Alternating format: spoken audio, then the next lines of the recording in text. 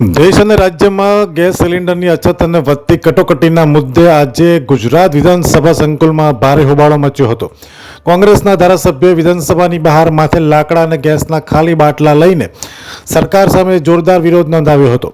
સૂત્રોચ્ચાર અને પોસ્ટરો સાથે ધારાસભ્યોએ ગેસની અછતને લઈને સરકારને ઘેરવાનો પ્રયાસ કર્યો છે. ગતરોજ દિલ્હીમાં થયેલા વિરોધ બાદ આજે ગુજરાતમાં પણ કોંગ્રેસના નેતા ડોક્ટર તુષાર ચૌધરી, પ્રદેશ પ્રમુખ અમિત ચાવડા અને જિગ્નેશ મેવાણી સહિત અંદાજે 12 જેટલા ધારાસભ્યો મોરચા ઉપર જોવા મળ્યા હતા. કોંગ્રેસે આરોપ લગાવ્યો છે કે એલપીજી અને નેચરલ ગેસની કટોકટીના કારણે સામાન્ય જનતા ભારે મુશ્કેલીમાં મુકાઈ રહી છે. આ દરમિયાન ધારાસભ્ય અમૃતજી ઠાકોર અને પોલીસ વચ્ચે ઘર્ષણ પણ સર્જાયું હતું. પોલીસ દ્વારા રોકવાનો પ્રયાસ થતાં તેઓ પગથિયા પર પડી ગયા હતા, જેમના લીધે પરિસ્થિતિ વધુ તંગ બની હતી અને વિધાનસભા પરિસરમાં ગરમાવો જોવા મળ્યો હતો. મહેસાણા જિલ્લાના લોકલ સમાચાર જોવા માટે અમારા પેજને અત્યારે જ લાઈક કરો, ફોલો કરો અને હા, શેર કરવાનું ભૂલશો નહીં.